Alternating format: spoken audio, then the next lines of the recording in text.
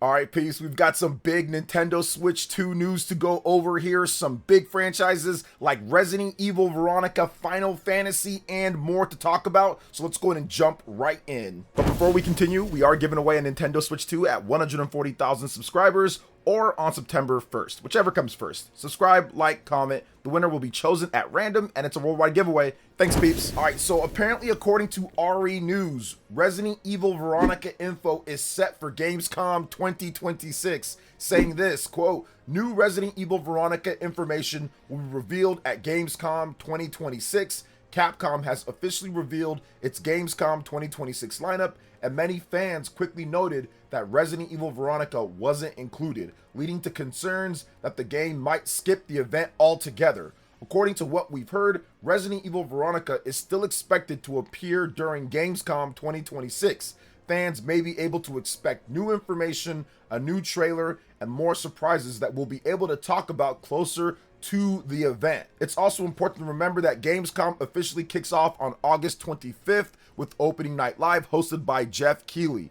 As always, many major announcements, trailers, gameplay reveals, and surprises await fans during the event. Stay tuned for more. News is coming. So here's the thing when it comes to Gamescom. I usually don't watch it because it's even somehow worse than Summer Games Fest most years. Now, Summer Games Fest was pretty good this year, so I'm not going to knock it this year. So maybe Opening Night Live is good as well, but usually the show is worse than the Game Awards, and it's worse than Summer Game Fest. But I do think that having Resident Evil Veronica is highly likely because we did get the first reveal of Resident Evil Veronica at the Summer Game Fest, and that was pretty good. I mean, they didn't really show too much of it because they wanted to keep it a secret, really teasing of what game it was, and then at the very end you kind of see clear, then you see the Resident Evil, and it was awesome to see that. That was the opening game for Summer Game Fest, so it's definitely possible here that Resident Evil Veronica is going to show up, and they're going to have probably a trailer. Now, I don't know about the gameplay, like a lot of it or anything. The game doesn't come out till next year, but based on how Capcom does things with Resident Evil,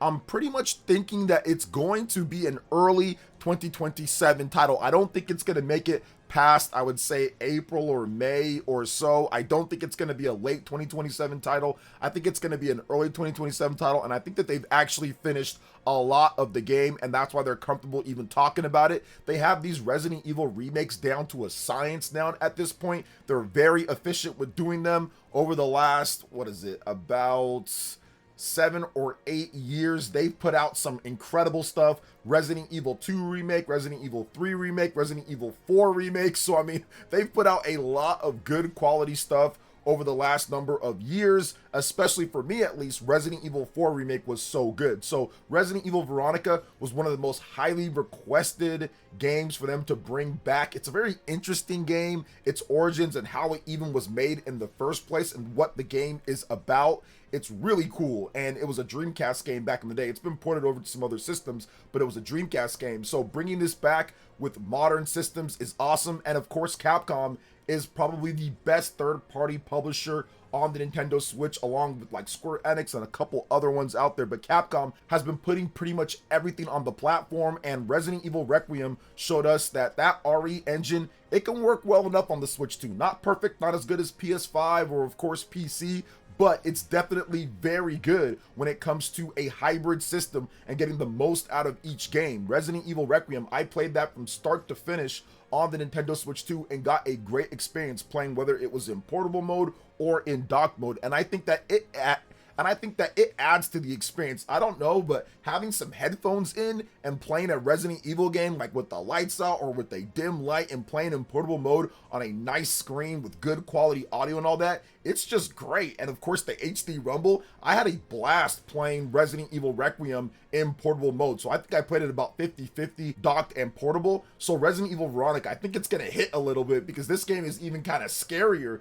than what Requiem I think is trying to do, especially like with the Leon parts and all of that. So I think that this game is even gonna hit a bit harder when it comes to portable mode, and it's been confirmed of course for Nintendo Switch 2 in addition to PlayStation, Xbox, and PC. So I'm excited to see what's next with Resident Evil Veronica. I played it back in the day, I have it on the Dreamcast, and I haven't really played it since then. So it's been decades for me. I haven't played any of the ports or any of the other versions or any of like the PC stuff or mods or anything like that. I just played it on the Dreamcast decades ago, so I'm looking forward to finally going back to Resident Evil Veronica on the Nintendo Switch 2, and of course I'll probably play the PS5 version just like I did with Resident Evil Requiem, but this is great. This is great to see. More information coming up here in August, but we have some more information when it comes to Final Fantasy and Revelations. Final Fantasy 7 Revelations, that game's coming spring 2027. A lot of big hitters from some of the biggest Japanese franchises. I want to get into this one here because Mr. Naoki Hamaguchi, the director of Final Fantasy 7 Revelation, has spoke about the decision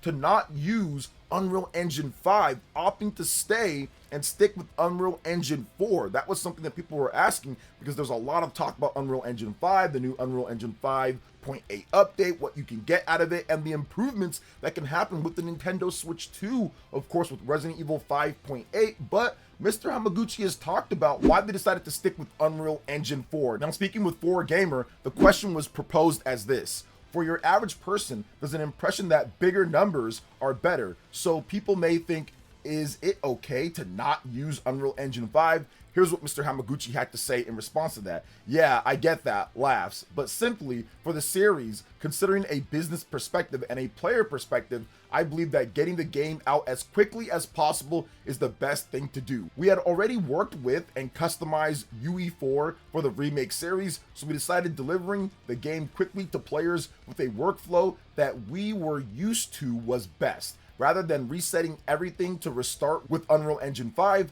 build everything again and extend the development time. Quite early on, I told the team, this time we will continue with UE4 and we won't debate that. And here's another question from 4Gamer. Was there anyone against that? It seems like creators may like to try the challenge of using something new. Here's what Mr. Hamaguchi had to say. I anticipated people saying things like, they added this new feature, are we not able to use it? So because of that, from very early on, we decided to stay with Unreal Engine 4 and not get confused along the way. I think now that was the correct decision. Of course, we have made and extended engines as a team, so with Unreal Engine 4, if we faced problems, we could alter it ourselves. Another question came up saying, whatever game engine you use, you want us to look at the final output. And Mr. Hamaguchi said, exactly. You often hear of something called nanite when discussing Unreal Engine 5, but when we made Rebirth, we made our own rendering system that was basically the same as nanite. So we're able to have a comparable quality to Unreal Engine 5. As a development team, we've made lots of AAA games up until now, so I hope players can place their trust in us. The final question here was, so it was a case of using an established system, one that you were already used to using. Hamaguchi responds with, the video we released at Summer Game Fest had a very positive reaction to the graphics, which was revealing for us. We have confidence in what we deliver to players, and I think that confidence is expressed well. So that's really cool to see that, hey, look, they decided they're going to stick with this engine so they can get this game out. Now, the big news, once again, Unreal Engine 5 had the whole 5.8 update, and we got confirmation that Lumen Light is available for Switch 2. It's going to help with frame rates and different things, but I do think what Mr. Hamaguchi is saying is 100% correct. You have an engine, you have something that you're comfortable with, you've been modifying it to the degree that they've modified it. There's no point in completely upending the T-table and using a bit of different logic or different stuff for nanite or for these different things when you can already add that in yourself and get this game out as quick as possible. Now, I'm usually against saying don't rush it, don't get the game out. But in this case, where we're on 10 plus years now at this point from the first reveal of Final Fantasy VII Remake all the way now to this point, they need to wrap this up and they need to move on.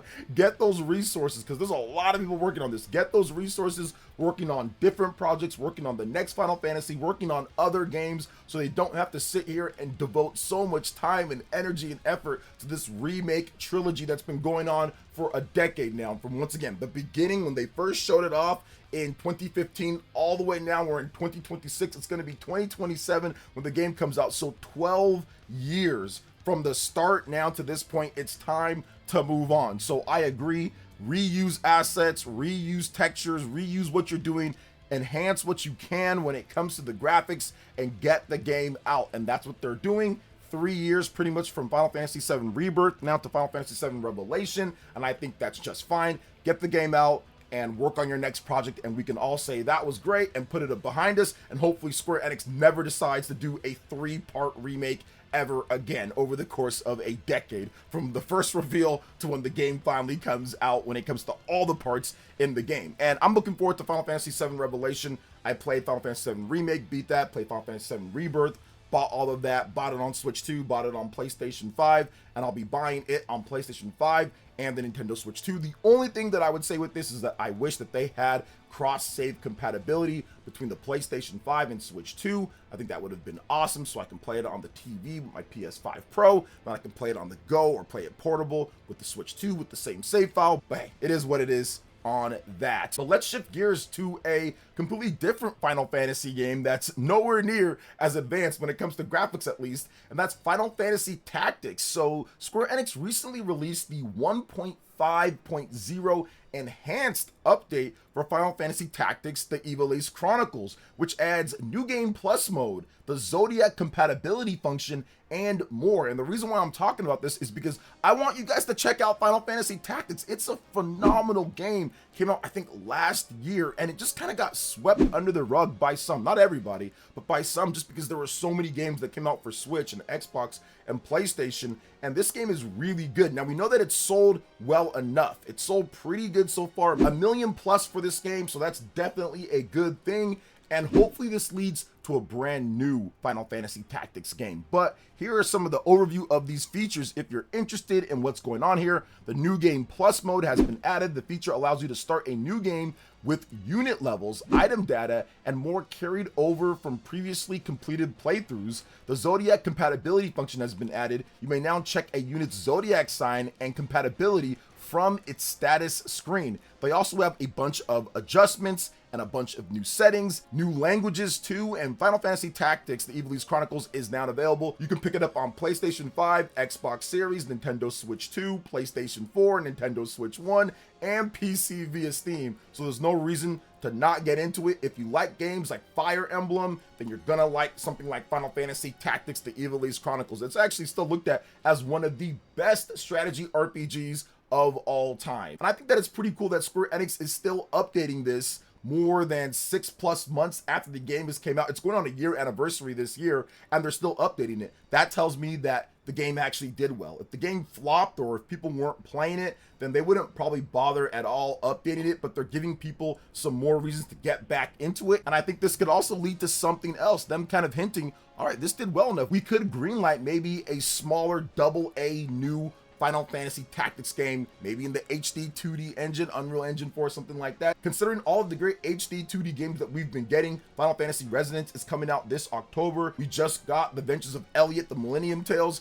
so this would be a great candidate for the next big HD 2D game. So we'll see what happens from Square Enix, but we're also gonna have to see what happens from Capcom once again when it comes to Street Fighter 6 DLC. Yasmine, she actually looks kind of cool. I like her design. So Street Fighter 6 Year 4 downloadable content creator Yasmine will launch officially on August 3rd. Capcom has announced. Here's a bit more information on Yasmine. So hailing from the Philippines, Yasmine learned how to fight alongside her Kuya, older brother, under the guidance of her Lolo, grandfather. Following the sudden disappearance of her brother, Yasmine put down her karambit knife until FoodTube videos of her certain French supermodel inspired her to cut a path to her lost sibling. On her journey to discovery, Yasmine will use a variety of high-speed techniques to take down her foes. There's all of this stuff here, a lot of different stuff that you can do with her when it comes to her fighting skills and techniques. Yasmine will be unlocked and ready to cut